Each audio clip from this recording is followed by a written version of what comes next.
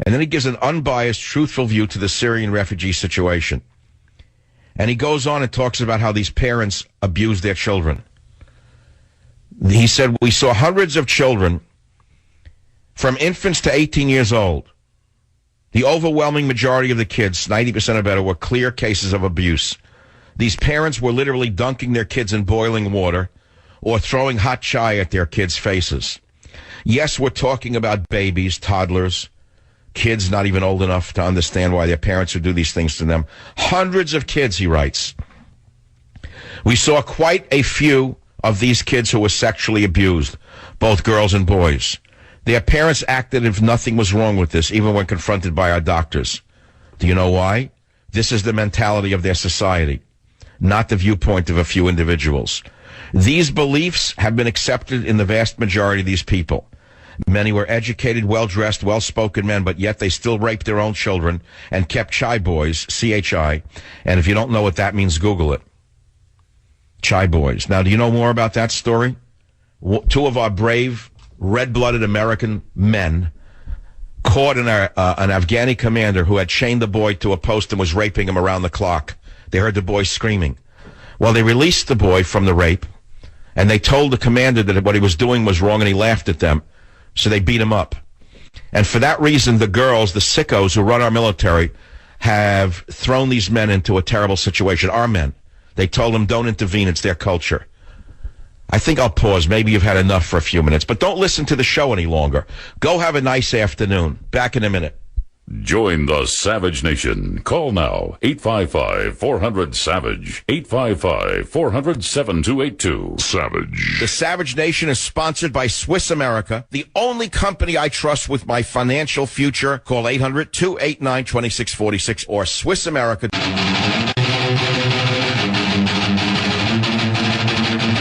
All right, so here's a little subtext to the whole story. Your phony, lying president and the entire administration, a pack of liars and Christian haters through and through, in my opinion, are telling us that it's American values to let in Syrians, right?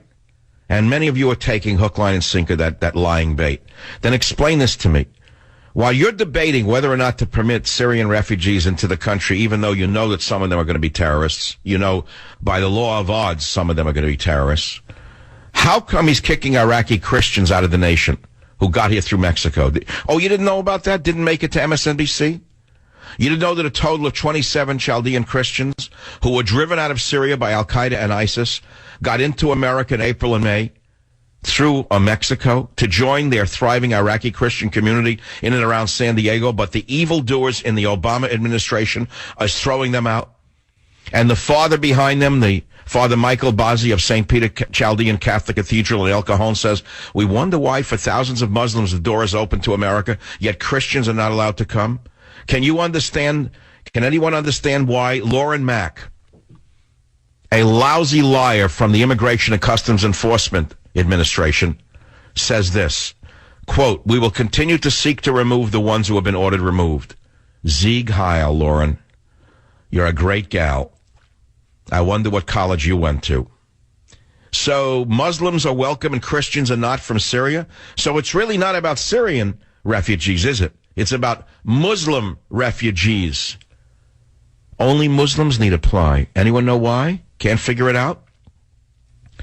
Well, his middle name is not Barack Jesus Obama, is it? See, what if his name, when he was running for office in 2007, when we tried to warn you what this man's background was, what if his name was Barack Jesus Obama? I can't imagine what the left would have done with that. He would have been out of the starting gate. They would have removed him from the starting gate. But his name was not Barack, or let's say Barry Jesus Obama. His name was Barry Hussein Obama. That if you said a word, you were considered an evil person. It shows that you weren't nuanced. You were a bigot. You weren't multicultural. You weren't thinking like a New Yorker would think, a sophisticated drug addict. You weren't thinking the way a sophisticated drug addict in nice clothing would think. No, you were thinking like an American who wants to live. Okay, I think I've made my point, and I've made it well. I think the M&M analogy will spread around the world. It's that simple. Bob on WAAV. I just wanted to, everyone is talking about Muslims and they're a peaceful nation. I'm in the United States military. In one particular mission that we did, at the end of it, we had heard some females screaming while we were doing reconnaissance, and at the end of it, we come to find out that all Muslims in this particular village in Afghanistan, when their women came of age, they took a soldering iron to the women's privates in certain areas, you can infer what, in order for the women not to experience any pleasure during sex. Well, Bob, you see, your problem is that you have Christian values, which are antithetical to Obama's values. See, Obama sees an act like this as part of the superior virtue of the oppressed, or of, let us say, multiculturalism.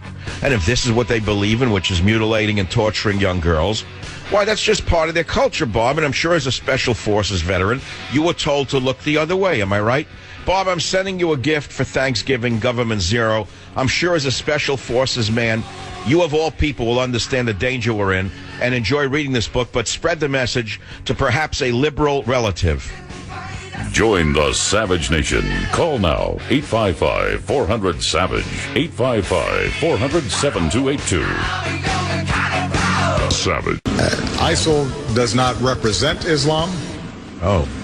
It is not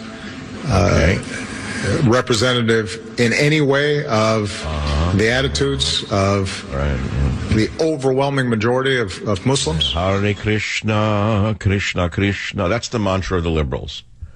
Now, of course, it's called ISIL, Islamic State of Iraq and the Levant. We're not talking about the actor from the 40s, Oscar Levant. ISIL, Islamic State. Make it simple, ISIL. Now, of course, the reason they call it Daesh is so you don't hear the word Islam. You don't want to get it in the stupid head of the average dumb American that it's related to any particular religion or area. It's happening. These bombs that are going off are spontaneous combustion. It's from a bunch of rags left in a Parisian nightclub. Yeah, that'll come out next from the Department of Homeland Security, that they've done an investigation and they've come to the conclusion that there really were no terrorists. It was a group of rags that absinthe had been poured on, left in the back of the nightclub, and then they investigated the cafe, and although it appeared to be machine gunning by people from the Middle East with dark skin, it really wasn't. It was rags that were left in absinthe and thrown in a garbage can in the basement that caught fire, and then they set off firecrackers left over by Americans from last July 4th. So the blame really lies in our celebration of Independence Day, because we never should have had Americans bringing firecrackers to France. And so they're going to outlaw firecrackers in France from now on to make certain that this never happens again. Now, let's move on. There's nothing to see here. All right. You mind if I stretch it a little bit, because it's reaching a point of no return here? Any sane president would have stopped this a long time ago. 2 years ago, he could have taken ISIS off the map. He let them grow because they were his factotum army to take down Assad. You don't have to be a genius. I don't have to be a historian to tell you what's clear to everyone who studied this. And by the way, 9 months ago, I kept asking the question. I'll say it again in case you've just joined the show. I'm a deductive thinker. About 9 months ago, after these throwbacks had taken over, I think it was Mosul, with our tanks, by the way, given to them by the Iraqis. They overran a city, and we didn't blow up one tank. They had a victory parade of about a half a mile long with their Toyota trucks. By the way, where'd they get the Toyota trucks from? Which dealer sold it to them? That's number two. But they had a victory parade, ISIS did. And we had an Air Force flying around up there. We didn't blow up one truck. It could have been a highway of death, like under Bush. You could have seen cindered bodies and charred trucks. That would have put a dent into their parades. It would have slowed down their advance. So I said to myself, wait a minute, if the U.S. Air Force is not bombing them, it's because the Commander-in-Chief has given orders not to bomb them when they come out in the open like that. So I said, well, why not? Because we want them. Because he's using them. He's using them as an army to take down Assad. That was his plan. That's what they all wanted to do, is take Assad out at all costs. That was the liberal mantra for over 2 years. That Assad was the evil. Assad was evil. He was evil. But let me tell you something. It takes evil to fight evil. As we're finding out, it doesn't take nice guys to stop evil. And so this strong man, this madman Assad, as evil as he is, he kept the worst ones under control. He was no threat to the West. He posed no threat to us whatsoever. And yet Obama wanted to take him out. And I'm sorry to say, so did Israel. Because I also asked myself, if Israel has the most powerful military in the area, why have they not flown one bombing mission against ISIS? I couldn't figure it out. Well, I could figure it out. It's called put two and two together. You'll come up with four. That's all, because they didn't want ISIS to end either. ISIS was doing their job. Their worst threat in their mind was Assad, because Assad supports Hezbollah. Hezbollah was seen as a dangerous enemy to Israel. So the geniuses in Israel figured, all right, let ISIL do it. Then when they take over Syria, we'll worry about them. This is how they think. At least it's one man's opinion. Do I really know? I don't have knishes with the Mossad. I don't have tea with Assad. I don't have coffee with Haddad. I just sit here in my own world, looking out at the world, watching the world go around. I read the news. I watch the television. I search and search around the clock, digging, while normal people are living. I'm working, and those are my conclusions. It's that simple. It's called using your brains, putting two and two together. So in other words, ISIS is a creation of Obama and other Western nations. And then suddenly a fly in the ointment appeared. The fly was called Putin. They couldn't believe how this evil man who Hillary called Hitler, oh yes, remember Hillary? Who I think just the other day said, I'm glad Russia's doing it. The lying, double-talking phony. She had the nerve to say about a year ago he was Hitler. I don't know if you remember that. Now suddenly what, he's not Hitler? So when Putin finally upset the balance of the West by going in and bombing ISIS and saying, that's it, no more, you're not taking over this country, I have a warm water seaport here, I have a lot of interests here, he's an ally of mine, as bad as he is, he's in my sphere of interest, you're not toppling him. Well, then the West didn't know what to do. Suddenly Obama, the thin man, was exposed for what he is. And suddenly they had to make a decision. It was either join Putin or sit on the sidelines. So Obama chose to sit on the sidelines. He hasn't joined Putin. They're not coordinating with him. But who joined Putin? Even France. Used to call them surrender monkeys. Remember you joked about them? Remember a number of years ago you called France, remember you wouldn't eat French fries? Remember you called them freedom fries? Remember those days? Well, we don't do that about France anymore. France was injured, deeply injured in her soul the other day, last Friday. Deeply injured, cut to the bone by their Muslim friends who they let in under asylum. Oh, yeah, they welcomed them in. Oh, yeah. And as you well know, they got rewarded for their compassion, as is always the case.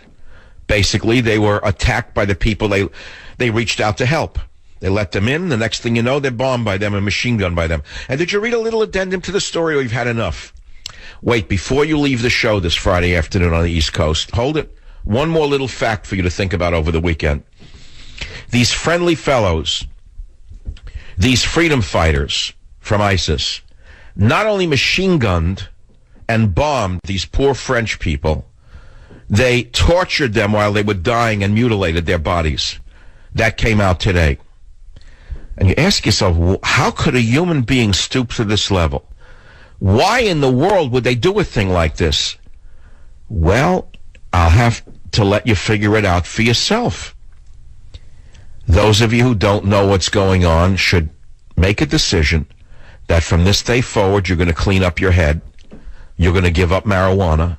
You're going to give up drugs. If you're a drunk, you're going to stop drinking. And you're going to realize that your life, your wife's life, your children's lives are in danger. And that you've been drugged and you've been seduced by liberalism. And that unless you awaken to the danger you're in, who's going to protect you when the time comes? I saw some live video footage of a cafe during an attack by these Islamofascists. And it was heartbreaking to watch the young women in there. I actually felt bad for them. I wasn't laughing at them. They didn't know what to do. They were panicked, as you would be. You hear machine gun fire, the glass is flying. And then there was a man in there. He pulled out an iPhone, and while the machine gun bullets were flying, he was looking in his iPhone. He thought the iPhone would give him an answer at that moment. But he didn't need an iPhone in his hand. He needed what French are not allowed to have in their hand. That's called a gun. I know you say, what could it have done? Could have done a lot. If, let's say, 50% of the men in that nightclub had carried a weapon, and we're allowed to carry a weapon because the country is under siege. Well,